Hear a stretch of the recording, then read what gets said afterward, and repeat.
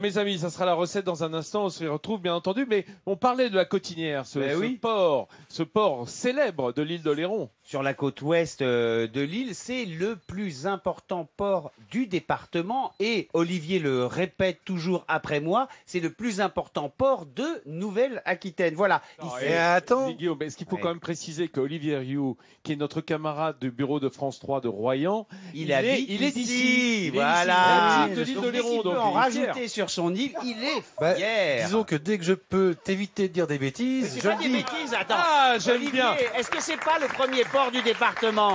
Si, tout à fait. Et la Nouvelle-Aquitaine. La Nouvelle-Aquitaine. Ça démarre fort pour la fête de la musique. Oui. Je veux dire, sur les 900 habitants de la Cotinière, eh bien, près d'un tiers sont pêcheurs. Franck, il l'est lui aussi, comme l'était auparavant son grand-père, son oncle. Et ce métier, eh bien, il l'apprend aussi à son fils Paul. Des balais incessants de bateaux, une activité permanente sur les quais du port, nous sommes à la Cotinière, premier port de pêche de Charente-Maritime. Et le spectacle incontournable, c'est de regarder les marins décharger les bacs de poissons du jour. J'aime bien apprécier le travail des pêcheurs. C'est intéressant, c'est vraiment intéressant. Le poisson de la Cotinière a une cote suffisamment importante au niveau de la France pour pouvoir l'apprécier sur place, voir le travail des pêcheurs. Celui qui connaît par cœur ce port, c'est Franck, un vieux loup de mer. Il a toujours voulu être pêcheur comme son grand-père et ses oncles avant lui. Alors, avoir son propre bateau ici, c'était une évidence.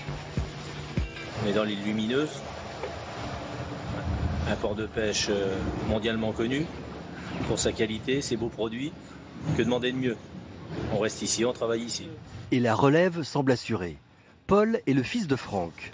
À 17 ans, il a déjà intégré une école maritime. Son but, suivre les pas de son père. À force d'aller à la mer avec papa, de voir papa rentrer de la mer, de le voir sortir, ouais, je pense que ça donne envie. Ouais. Plus tard, moi, je m'imaginerai avec lui, en mer. Et après, si je me débrouille pas trop mal, reprendre la suite, quoi. Et faire pareil. Une fois la pêche du jour déchargée, direction la criée. Et bonne nouvelle pour notre pêcheur, ces poissons se sont vendus en quelques minutes à peine. Il y a les acheteurs qui sont dans l'estrade et qui appuient en fonction de la qualité que le poisson est classé. Ils achètent. C'est donc une bonne journée qui s'achève pour Franck. De retour chez lui, à Chef-Malière, notre marin s'accorde un moment de répit. Et si le village ne compte plus autant de pêcheurs qu'avant, ces maisons restent les plus typiques de l'île d'Oléron. Les gens viennent en vacances dans l'île d'Oléron, on a la chance d'y vivre toute l'année. Alors pourquoi aller où? On a tout. Disons que c'est l'île où je suis bien, c'est l'île où je travaille. Dans 10 ans, normalement, je devrais pas être loin de passer la relève à mon fils. Donc voilà comment je le vois l'avenir. Mais non, plus gros bateau, il n'y aura pas de plus gros bateau. Ça restera dans... C'est celui-là qui ira jusqu'au bout. Le regard tourné vers l'avenir, Franck est un marin de la Cotinière, fier de ses origines et de son métier.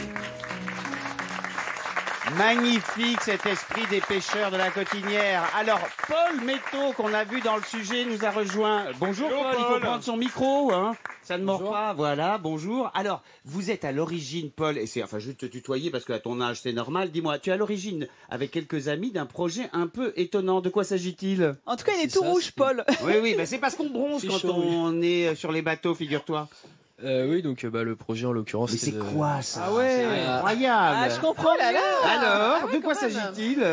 C'était une blague, quoi, au départ. Ouais, à la base, c'était un pari entre copains, et puis. Et quel genre de poisson vous attrapez dans vos filets là?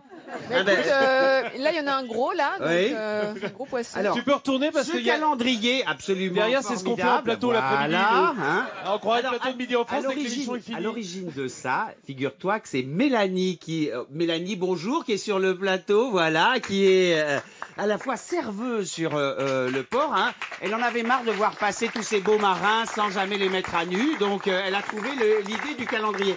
Alors, ce calendrier, d'ailleurs, je crois que Olivier, qui est en face de toi, qui est ton petit cousin, dont tu es le petit cousin, avait demandé à poser lui-même. On lui a interdit parce qu'il n'est pas marin-pêcheur. Il est juste fils de marin-pêcheur. Voilà, figure-toi que moi je suis donc de la Cotinière, donc mon père, mon grand-père, je sais. mon oncle, moi je suis seul de la famille à Ils pas ont être, pas à voulu pas être tes marin. fesses. Donc En je revanche, suis j'ai bien compris. le vilain petit canard de la famille. Oui, Voilà. c'est pas grave, mais tu as une physionomie qui ne s'y prête pas. Hein. C'est ce qu'on a, ça, c'est ce que nous a dit Paul. On va C'est ce que mon petit cousin m'a dit. Il m'a dit, non, il m'a dit non, viens pas. Ce calendrier magnifique magnifique qui a été tiré à combien d'exemplaires? Alors, on a commencé par le tirer à 1000 exemplaires. Et par la suite, victime du succès, on a été obligé d'en retirer. Victime du succès, regardez ces images. À combien il est vendu? Mais attends, combien d'exemplaires du coup? 2000 exemplaires. 2000, pardon, j'ai pas entendu. Oui, alors et quel tarif? 5 €. Et tout l'argent vient dans tes poches et ceux de tes copains? Il n'y a plus de poche, c'est ça le problème. Oui. Non, l'argent est reversé à l'association des familles dépérées en mer. Voilà, donc en plus c'est une bonne œuvre. Alors, on prépare l'édition 2018.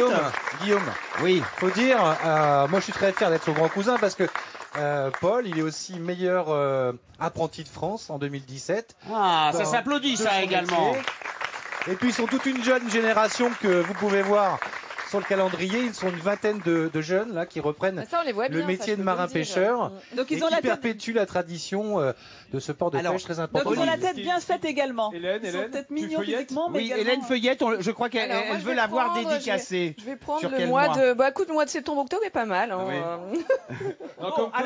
Comme quoi, Guillaume, la fesse fait vendre même le poisson. Absolument. On va quitter une seconde la famille d'Olivier. Il veut nous faire rester dessus parce qu'il y a à côté de toi, Olivier, deux autres personnages importants de la Cotinière. On reçoit, et il mérite d'être applaudi également, le président de la SNSM, Jean-François. Jean-François, donc vous êtes président de cette association qui s'occupe du sauvetage en mer et qui fête un anniversaire. Je suis président de la station de la Cotinière, qui est une des 219 stations de France. Et ça fait 5 ans que j'y suis. Et donc on fête les 50 ans de la SNSM cette année. Ah, voilà, qui est absolument capital. Mais il y avait des sociétés de sauvetage en mer avant à la Cotinière? Avant la Cotinière, il y a 151 ans que ça a démarré, l'aventure. Et ça sous la bannière de la Société Centrale de Sauvetage des Naufragés. Ça a été créé donc en 1865. Il y avait suite à des drames. Il y a eu des grands drames en France, comme il y a pu y avoir sur Saint-Denis, le port Calédonia. Et des gens sont émus et ils ont pris la place de l'État. Ils ont créé cette association. C'était un peu comme Coluche a fait pour les Restos du Cœur. Alors, Jean-François, c'est pas indiscret de vous demander quel âge vous avez? Vous êtes le président? J'ai 62 ans. Alors, est-ce qu'il y a beaucoup... Et je crois que vous avez passé votre bac plusieurs fois, vous. Effectivement, j'ai passé le bac plusieurs fois par jour. Le bac d'Aix. Il était le responsable du bac d'Aix. Mon usine était en face, à l'île d'Aix, voilà.